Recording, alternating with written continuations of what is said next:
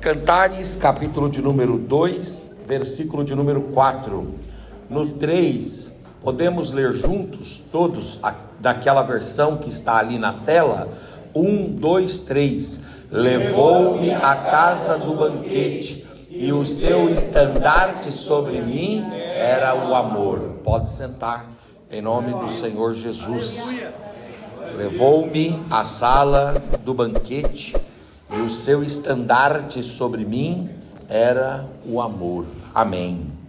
Queridos irmãos, a Bíblia mostra algumas guerras, alguns conflitos, algumas divergências, alguns litígios, algumas querelas que foram desfeitas através de um banquete.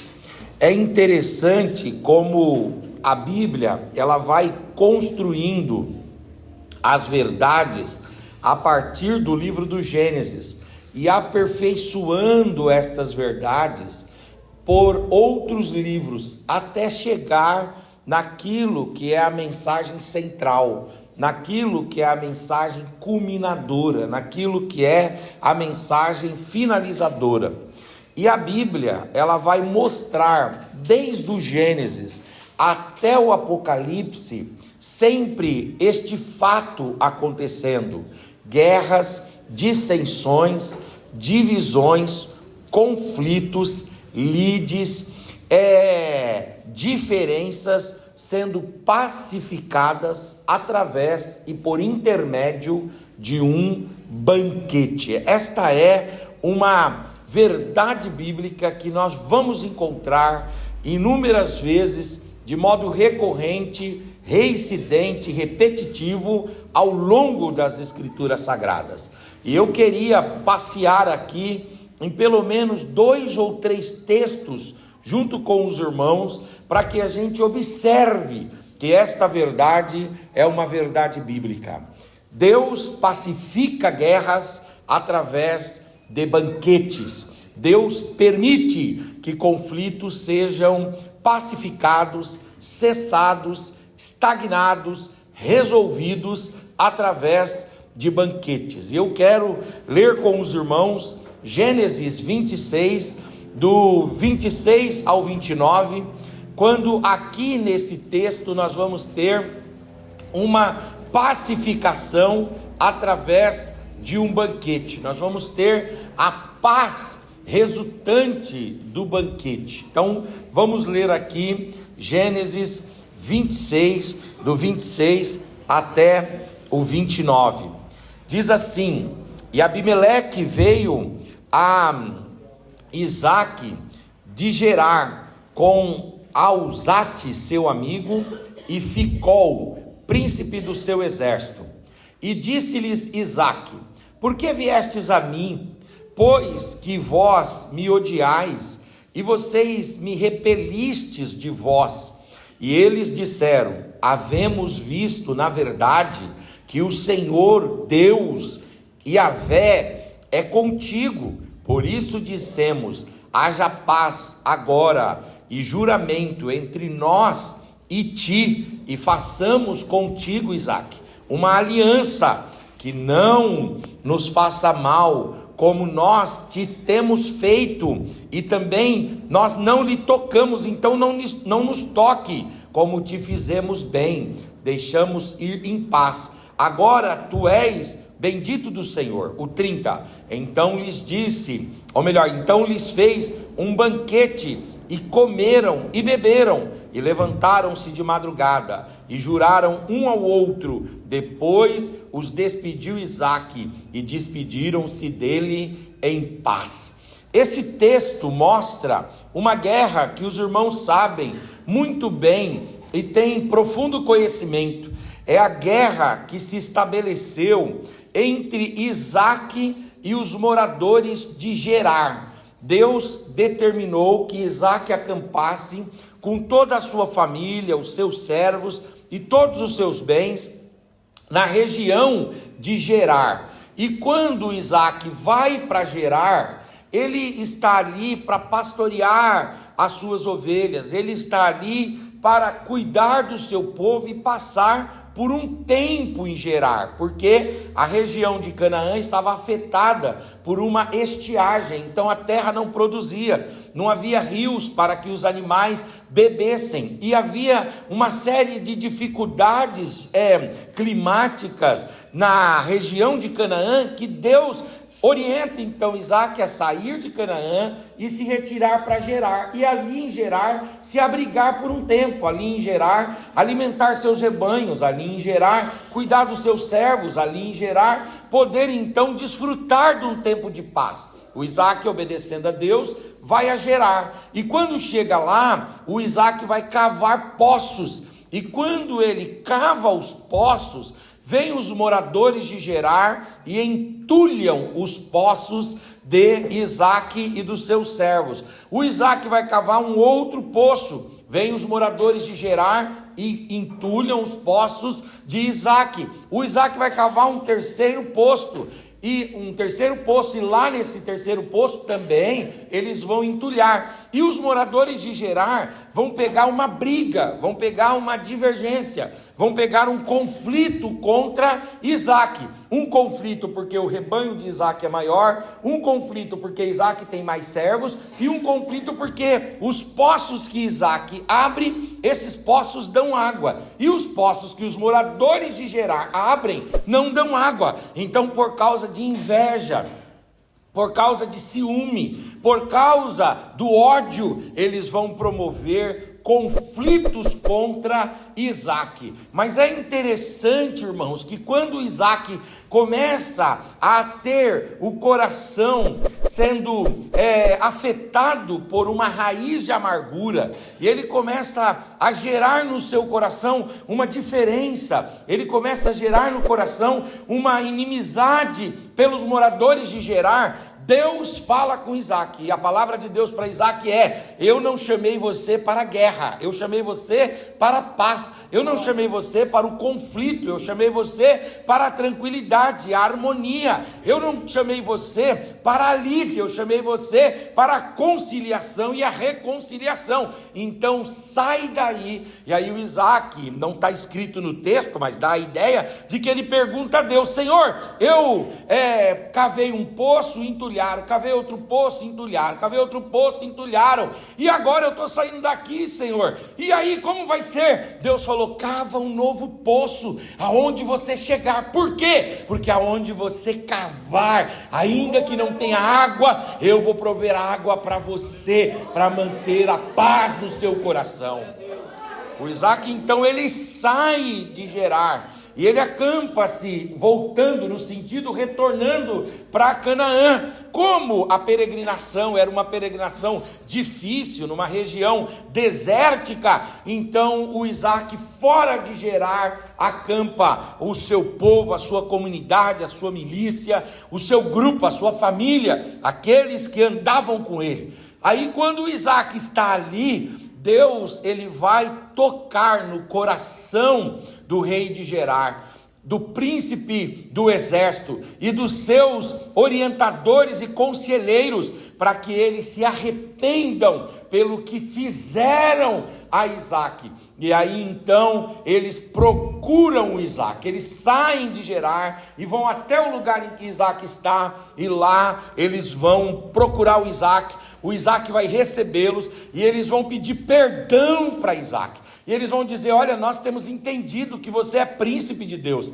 nós temos entendido que você é servo de Deus, nós temos entendido que você não é só um homem que tem servos, como outros que têm servos, nós entendemos que você não é só um homem que tem um bom rebanho de caprino, de ovelhas aqui, nós entendemos que você tem uma bênção de Deus. Por quê? Porque aonde você cava poço é impressionante, mesmo que os lençóis freáticos não sejam propícios, dá água, você tem uma bênção de Deus, você é príncipe de Deus.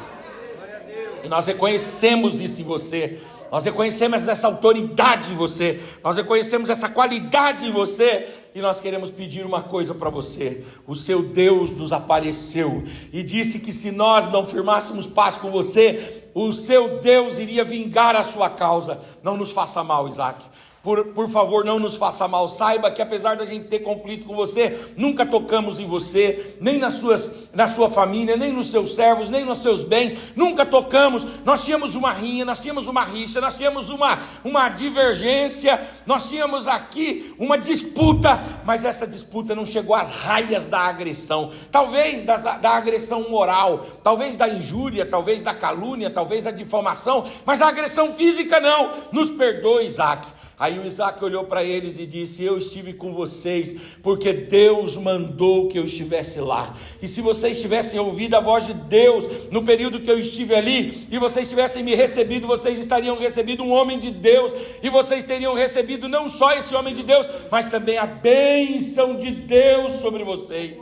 Mas vocês rejeitaram, não tem problema. Deus mandou a gente sair, nós estamos fora agora. E aí eu quero dizer para vocês que eu não levo no coração nenhum tipo de inimizade, nenhum tipo de diferença, nenhum tipo de distância, nenhum tipo de amargura e angústia. E foi uma bênção vocês virem aqui para a gente selar a paz. E eles então apertaram as mãos, se abraçaram, um pediu perdão para o outro, e eles selaram a paz. E como é que eles selaram a paz? O texto fala: Isaac chamou os seus servos e ele disse: prepare o melhor cabrito, prepare o melhor boi cevado e monte aqui um banquete, traga o melhor vinho, traga para todos aqui a melhor comida, e nós vamos celebrar a paz através desse banquete. Neste banquete nós celebraremos a paz. E o texto diz que eles celebraram a paz do banquete, e depois os homens de Gerar foram em paz para casa, e o Isaac seguiu o seu caminho em paz. Aqui nós temos um exemplo de Deus permitindo que um conflito, que uma guerra, que uma divisão, que uma inimizade, que um litígio, Deus permitiu aqui que houvesse paz através de um banquete.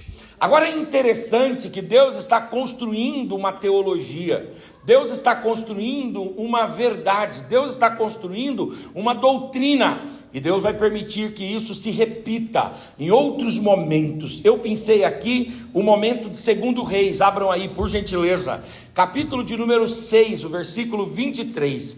Esse texto, ele vai falar de um outro momento que Deus vai pacificar as relações por meio de um banquete. Olha que interessante, 2 Reis 6 e 23, diz assim: e apresentou-se-lhes um grande banquete, e comeram e beberam, e os despediu, e foram para o seu senhor, e não entraram mais tropas de sírios na terra de Israel. Houve paz entre a Síria e também Israel. O que está acontecendo aqui no contexto desse banquete? O Eliseu, ele é o profeta de Deus no reino do norte, e ele é o profeta por volta mais ou menos do século 8 antes de Cristo, de 810, 820 antes de Cristo. E o Eliseu, ele é o profeta num tempo que os sírios que estavam ao norte de Israel, na região de Damasco, estabelecia guerra contra Israel do norte, porque tinha a Síria, a capital da Síria era Damasco. Quando você atravessava a fronteira da Síria sentido sul, descendo para o Egito, o primeiro país que tinha ali na divisa, na fronteira, era o país de Israel. E os sírios, eles tinham lá um general por nome de Naamã, e o Naamã, ele era um general conquistador. Tem general na Bíblia que ele é pacificador, ele pacifica o território, protege o território e não expande o império do seu povo. Tem outros generais que eles são expansionistas, eles são conquistadores. O Naamã, ele é um conquistador, e é interessante que ele tinha naquele tempo conquistado o reino do norte. A Síria tinha conquistado o reino do norte. Nessa conquista, as fronteiras do reino do norte estavam tomadas pelo exército sírio. Também, neste momento, nesse tempo aqui, o exército sírio obrigava os judeus a pagar tributos para a Síria. Imagine só, você ter que pagar tributo duplo, tributo para a sua nação e tributo para a nação estrangeira, uma dupla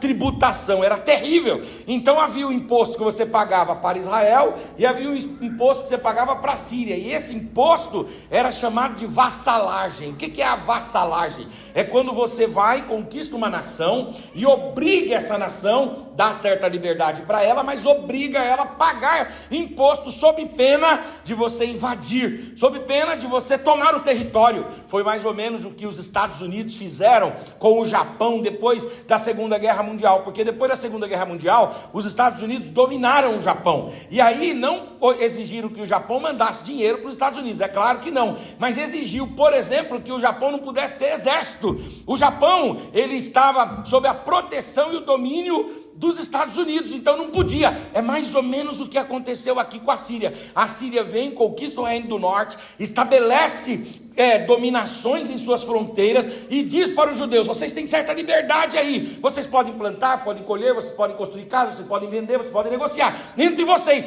mas de tudo que vocês produzirem, vocês devem pagar tributos para Israel e tributos para a Síria. E aí então havia uma guerra, um conflito entre a Síria e Israel do Norte. E aí é nesse contexto que o rei vai promover ataques contra o rei sírio, vai promover ataques contra o rei de Israel.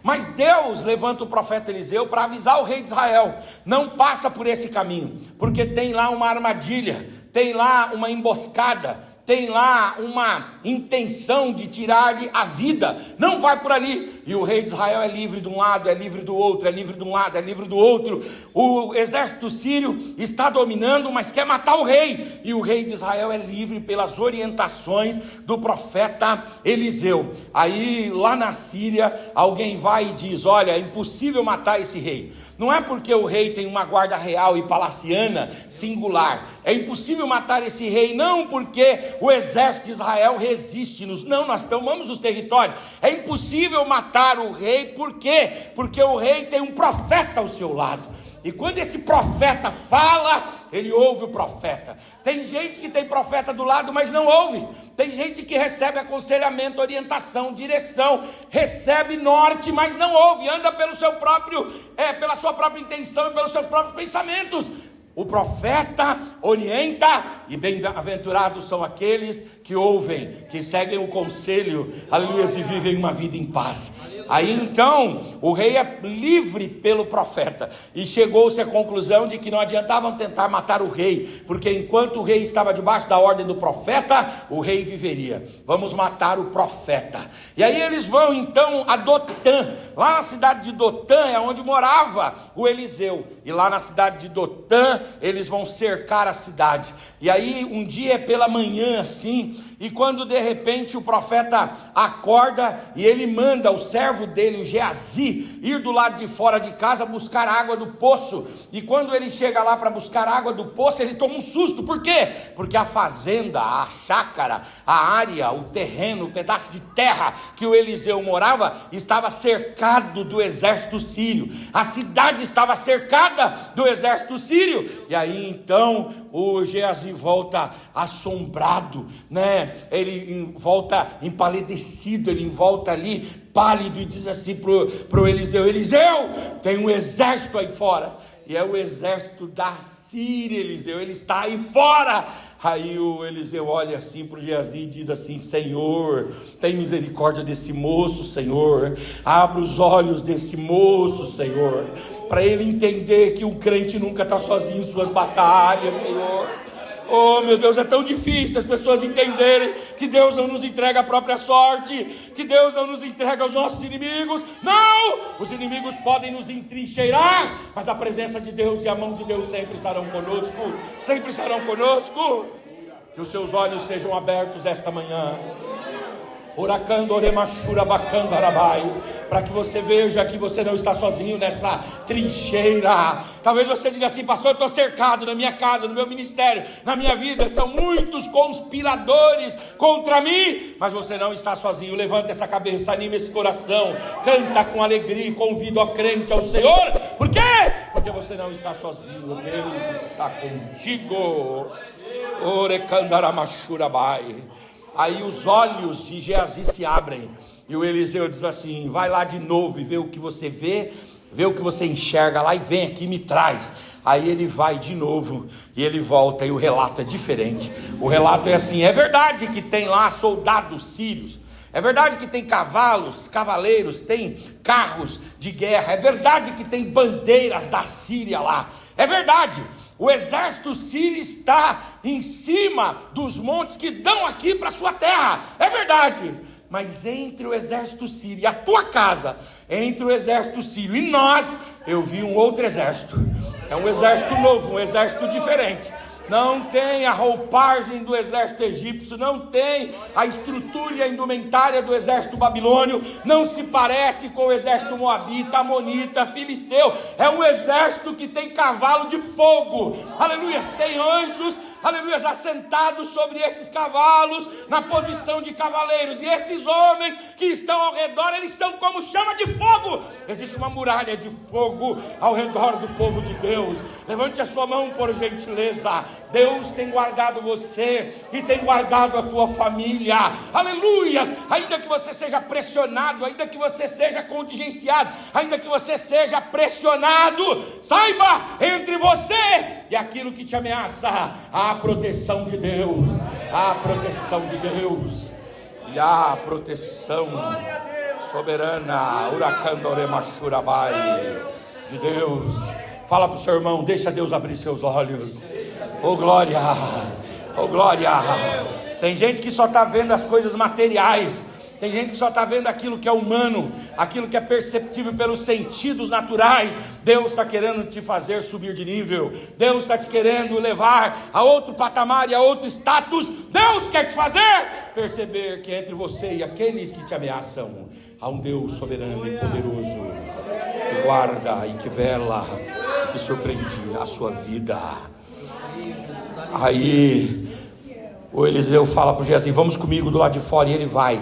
Quando chega lá do lado de fora, ele levanta a mão e ele faz uma oração, e ele diz: Senhor, cega os meus inimigos. Aleluia. E naquela hora, irmãos, o exército sírio estava lá. O exército sírio, não sei se 5 mil homens, 10 mil homens, 20 mil homens, 30 mil homens, não sabemos, mas tinha muita gente. O exército sírio todo fica com o olhar nublado, o olhar neblinado. Vocês aqui já ouviram falar de pessoa que tem catarata? Já ouviram falar de pessoa que tem catarata nos olhos? O que é a catarata? O que é a catarata? A catarata é uma membrana que ela se forma entre o núcleo, ocular, entre o núcleo ocular e esta última pele que nós temos no olho, na menina dos olhos. Ali cria-se uma membrana. E aí qual é o problema da catarata? O problema da catarata é que o olhar fica leitoso, chama olhar leitoso. O que é isso? Começa a esbranquiçar, e aí a pessoa já não consegue ver cores, ela já não consegue identificar rostos, ela não consegue identificar números, ela não consegue identificar letras, ela não consegue identificar dados, ela começa a ficar com aquela visão. Aí como que faz a cirurgia? Abre e retiram essa membrana e volta a visão, porque a visão não foi afetada na sua, por exemplo, na sua parte mais séria lá, que tem a ver com a conexão com o córtex cerebral. Não teve esse comprometimento, é só essa membrana. Eu não sei, Deus feriu o exército sírio de catarata. Agora é interessante que a catarata, qualquer médico fala que a catarata ela não desenvolve da noite para o dia, ela é construída ao longo tempo, e ela surge por diversas razões. Pode ser por questões congênitas, quer dizer, de questões de DNA, pode ser uma propensão familiar, uma série de coisas que geram a catarata. Nós não temos uma definição específica. A catarata é gerada por isso só, senão tiraríamos a razão, a causa, e evitaríamos a catarata, mas não tem como, entendeu? Porque são vários fatores que podem gerar catarata, e o que a gente sabe é que a catarata é desenvolvida ao longo dos anos. Essa membrana ela é formada ao longo dos anos. mas Deus, de uma forma extraordinária, Ele criou catarata em todos eles ali, imediatamente, aquela membrana, e eles não conseguiam identificar, e eles começaram a ficar desesperados, eles ficaram assombrados, e um soldado em cima do seu cavalo falava com outro soldado: você está vendo? Aí eles dizem: não estou vendo, não estou vendo, e eles não estavam vendo nada. E aí de repente o Eliseu vai e pergunta para o general que está na frente, diz assim, para o enviado, né, do general na verdade, que está na frente, diz assim: o que vocês querem? Aí eles dizem assim: nós queremos Eliseu. Aí Eliseu fala: eu vou levar vocês até ele, venham comigo, me sigam, e para evitar que vocês se percam aí, dê uma corda para todos eles, segurem todos vocês nessa corda, eu vou guiar todos vocês. Aí foram todos os soldados assim, os cavalos, todos eles, e de repente o Eliseu puxando. Quando o Eliseu vai puxando, ele vai puxando e ele os leva para onde? Para onde? Qual o lugar que ele os leva? Ele os leva para o Paço Municipal. O que é o Paço Municipal? É um espaço que tem entre os prédios da administração pública. Se você for, por exemplo, lá em Brasília, você vai ver que tem a espraiada dos ministérios, tem aqui os ministérios do lado, os ministérios do outro, e no meio tem um jardim. Esse jardim é o chamado Paço Municipal, é o espaço que tem entre prédios da organização pública ou da administração pública. Se você for em Carapicuíba, é possível que você veja às vezes 2, 3 prédios da administração pública no mesmo lugar, e na frente tem um espaço, esse espaço que é o Paço Municipal. Entende o que eu estou dizendo? Não é o passo de passo, não, é o passo com C cedilha, né? É o passo no sentido de ser um lugar que eles abrigam ali a administração. E qual era a administração pública naquele tempo? Não havia prefeitura, havia o palácio do rei. Ele chega diante do rei e ele está puxando todo o exército sírio. Imaginem os irmãos esta cena é uma cena extraordinária. Geazi, Eliseu puxando uma cordinha com todo o exército sírio atrás, e do lado um exército de fogo que só vê aqueles que têm os olhos espirituais abertos. Uracandoremachurabai. Oh aleluia, oh aleluia, oh aleluia, oh aleluia. Levante a sua mão. Uracandoremachurabai. Você acha que Deus perdeu o controle da situação? Quero dizer para você que Deus continua com a mão no controle. Deus continua com a mão sobre a direção. Nada acontece, aleluia, fora da direção de Deus. Aguarda e fique em paz. Aí ele chega lá, o exército de Israel cerca o exército sírio, e o rei chega nas escadarias, olha para o Eliseu e diz assim: Eliseu, vamos matar todo mundo? Aí vem o versículo de número 23. O Eliseu diz: de jeito nenhum. Sabe o que o senhor vai fazer? Eles vieram aqui para me matar, eles estão loucos para matar o senhor. Eu vou orar agora, Deus vai abrir o olhar deles, e nós vamos servir um banquete, e nós vamos celebrar a paz aqui, ao invés de alimentar a guerra. E aí então o rei manda, eu não sei, irmãos, aonde arrumaram. Eu sei que arrumaram comida, cabrito, carneiro, ovelha. Eu sei que arrumaram bois, eu sei que arrumaram frutas. Eu sei que cozinharam lá, e de repente estenderam mesas e mesas e mesas e mesas e mesas e mesas. Aleluias. Sentaram todos os soldados sírios, um soldado sírio e um soldado de Israel, um soldado sírio e um soldado de Israel, soldado sírio e um soldado de Israel. Oh glória. E naquele banquete, o Eliseu deve ter levantado a taça, ou com vinho, ou com suco de uva. Vinho era comum naquela tradição, e ele levantou e disse assim: hoje nós estamos aqui nesse banquete para colocar fim a uma guerra que tem destruído os nossos países. Oh glória, oh glória. E aí os soldados assentiram, confirmaram.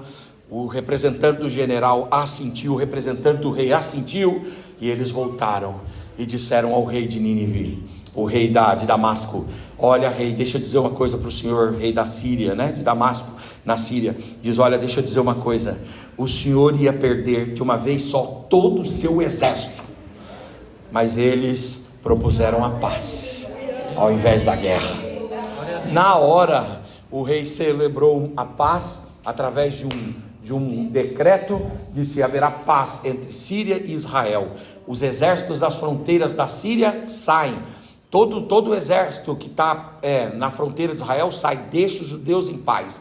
E não existe mais vassalagem, que os judeus vivam tranquilos e em paz. E o texto diz assim, olha como o texto diz: e não entraram mais tropas sírias, ou da Síria, ou de sírios, na terra de Israel. Não tem mais. É claro que depois, com a morte desse rei, nós vamos ter outros conflitos, mas aqui houve a paz de Deus que se estabeleceu. Diga comigo: paz se estabelece em banquete. Aleluia, glória a Deus. Agora é interessante que nós temos um outro exemplo, e aqui eu quero rapidamente trazer para os irmãos, que é o exemplo de Ester 7. Se você quiser anotar ou abrir aí, Ester 7. E nós não vamos ler por conta da exiguidade do tempo, mas aqui todo mundo conhece Bíblia muito bem. O que aconteceu em Ester 7? Ester pacificou a desavença, ela pacificou o conflito entre os judeus e o rei Assuero e os babilônios. Os irmãos sabem muito bem o que aconteceu ali, sim ou não? O Ramã promoveu um conflito entre Israel e o rei Assuero, Israel e os babilônios, e todos os judeus deveriam ser exterminados. O Mardoqueu ficou sabendo disso, contou para a rainha Ester. A rainha Ester sabia que se ela pedisse para o rei diretamente, talvez ela não fosse nem recebida. Aí ela, muito esperta, o que ela fez? Ela promoveu um banquete, ela promoveu uma refeição, ela colocou lá o melhor carré de cordeiro. Os irmãos gostam de carré de cordeiro, né? Não sei se os irmãos já foram na churrascaria. Se os irmãos não foram, o dia que forem, chega lá e fala para o rapaz: eu quero um carrezinho de cordeiro. É uma delícia um carré de cordeiro com molho de hortelã. Oh meu Deus, se os irmãos quiserem um dia, eu posso mostrar para vocês. Basta os irmãos pagarem a minha que eu...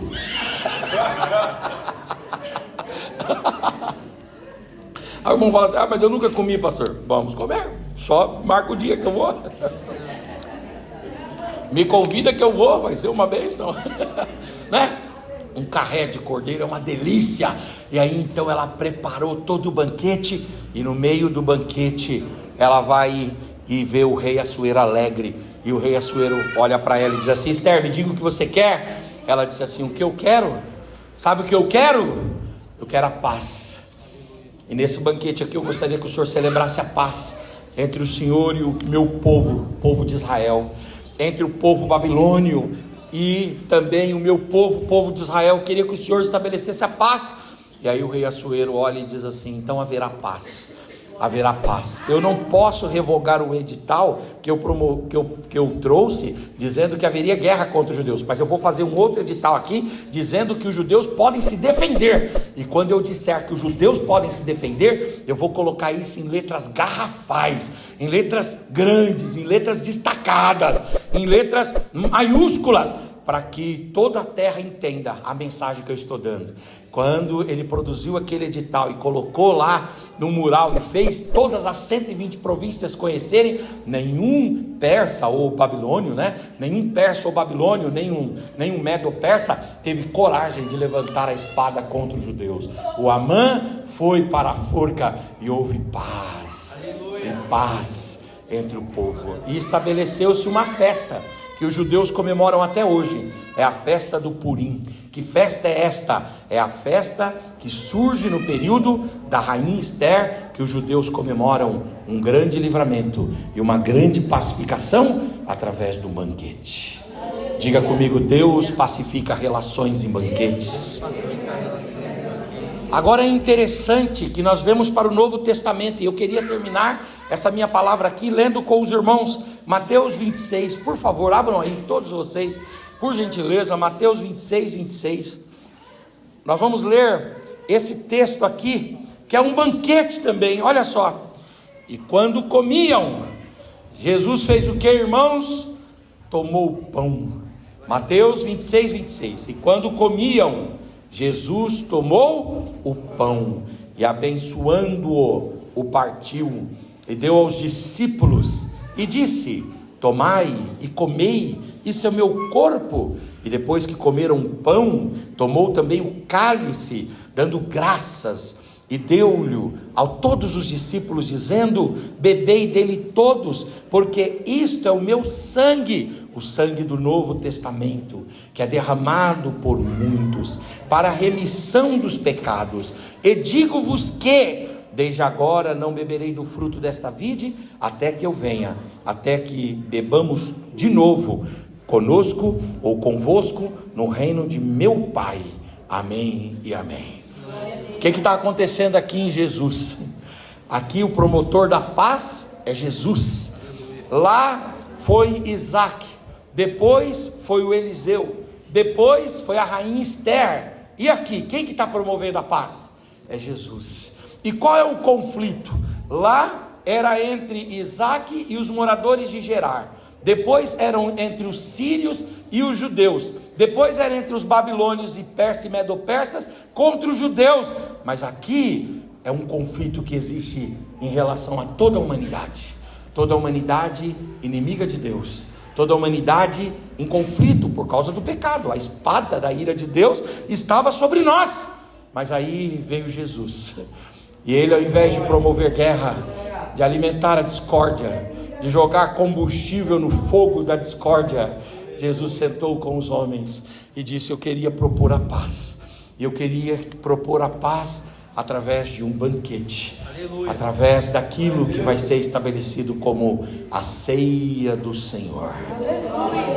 A ceia do Senhor é o banquete por meio pelo qual Jesus promoveu entre nós e Deus a paz.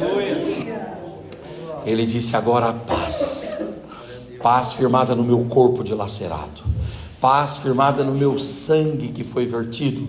Se vocês se alimentarem do meu corpo e vocês, aleluia, se dessedentarem no meu sangue, vocês têm paz comigo, têm paz com Deus, vocês têm paz. O apóstolo São Paulo, ele entende a ceia e ele explica para nós a ceia. Abram aí Efésios capítulo 2, 14 em diante. Olha o que diz Efésios 2, 14 em diante. Porque Cristo, Paulo vai dizer, Efésios 2, 14, porque Cristo é a nossa paz, o qual de ambos os povos ele fez um, e derrubando a barreira e a parede de separação que estava no meio, na sua carne dilacerada, na sua carne moída, na sua carne vilipendiada, na sua carne vituperada, na sua carne partida como um pão que é partido. Ele desfez a inimizade, isto é, a lei dos mandamentos, que consistia em ordenanças para criar em si mesmo de dois um novo homem, trazendo e fazendo a paz, e pela cruz Cristo reconciliou ambos os povos com Deus em um só corpo, matando pela carne e pela cruz as inimizades. E vindo ele, evangelizou, e o evangelho dele é o evangelho de paz. A vós que estáveis longe, o povo que estava lá em Vila Yolanda, estava bem longe, lá em São Paulo, lá em Osasco, lá na Vila Yolanda, lá no Avivamento da Fé, e vós, ele vos evangelizou com paz, aleluia, para que vocês agora estivessem pertos, porque por ele, ambos, tanto judeus quanto cristãos, tanto árabes como brasileiros, todos nós, por ele temos a paz e o acesso ao Pai em um mesmo Espírito. Amém e amém. Levante a sua mão, por gentileza. Oracando orimachurabai, oracando aramana shurabai. Aleluia, aleluia, aleluia. Os irmãos concordam que enquanto eu conto as histórias bíblicas aqui, os irmãos vão se identificando com os personagens, sim ou não? Por exemplo, entre Gerar e Isaac, você se identificou com quem? Com Isaac, não é isso? Entre Eliseu e os sírios, você se identificou com quem? Com Eliseu, não é verdade?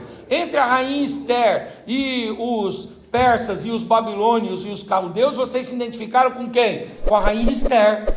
Mas e entre Jesus e entre Deus e os homens pecadores. Você se identifica com o amigo ou você se identifica com o inimigo? Nós somos representados nesses povos pecadores, nesses povos maus, caídos. Nós somos o outro lado. Nós não somos os ofendidos, nós somos os ofensores. Nós não somos os agredidos, nós somos os agressores. Nós não somos os vilipendiados, nós somos os vilipendiadores. Nós somos os adversários. Jesus podia pegar a sua espada e aniquilar a nossa vida, como Isaac poderia orar para Deus destruir Gerar, como Eliseu podia matar todos os soldados sírios, como o rei Assuero podia destruir os principais generais e incitadores do povo da Babilônia e Pérsia. Mas Jesus, ele tem uma postura diferente.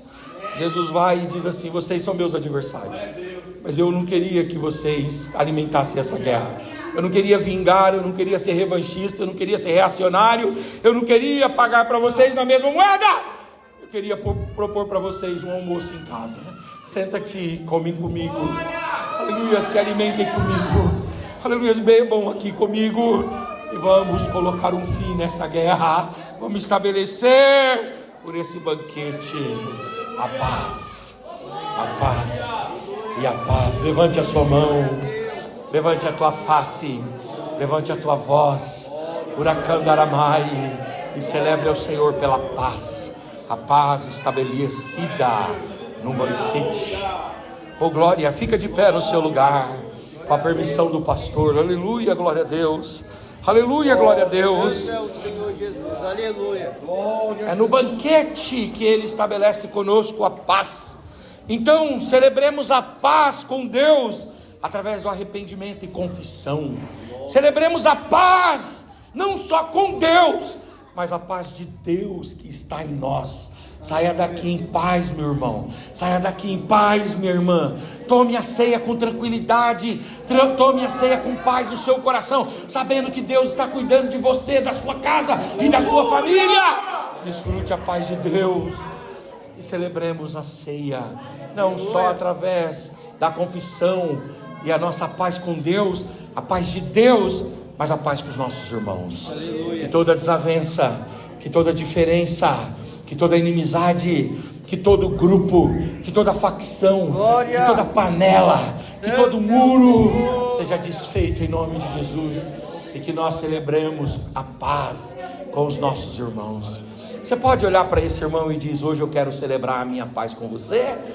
Aleluia, eu tenho paz com você. Oh glória, eu tenho paz com os irmãos. Eu tenho paz com a minha família. Eu tenho paz de Deus em meu interior.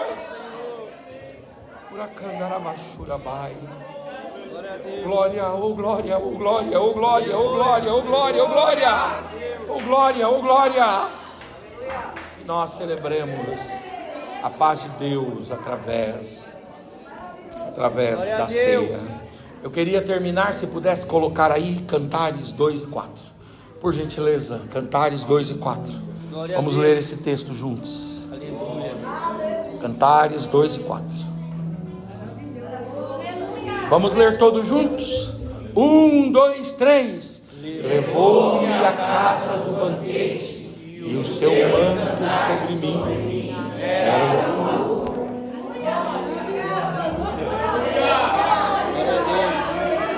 aleluia, santo é o Senhor Jesus. Deus de poder e glória. Ele podia estender sobre nós o seu ódio, Ele podia estender sobre nós a sua vingança, Ele podia estender sobre nós a sua justiça e a sua ira, mas Ele não faz isso, Ele não faz isso. Ele lança sobre nós o seu estandarte. Sabe o que significa estandarte? Estandarte é bandeira. Glória a Deus. Vocês já foram em estádios aqui? Os irmãos fizeram parte da organizada, da torcida organizada de algum time? Gaviões, né? Dragões da Real. Vigia, mano. Não pode lembrar mais, né? Mas lá quando a gente ia no estádio, não tinha uma hora que subia o manto, né? Assim? O manto ficava lá embaixo. O que era o manto? Era o estandarte, era a bandeira. Aí você colocava pra cima, assim, ó. Aí você ficava, é interessante, você ficava meia hora debaixo daquele calor. Você não viu o jogo só pra sustentar a bandeira, mexendo assim, ó, tremulando. Sabe o que os reis antigos faziam? eles jogavam as suas bandeiras, que eram seguras em pedras, sobre os povos inimigos, e aquela bandeira tinha piche, e depois eles lançavam uma flecha com fogo, e aquele fogo pegava naquela bandeira e queimava todos que estavam embaixo. Jesus não fez isso com a gente. Glória a Deus. Jesus pegou a sua bandeira, ele pegou o seu estandarte, e é o estandarte do amor.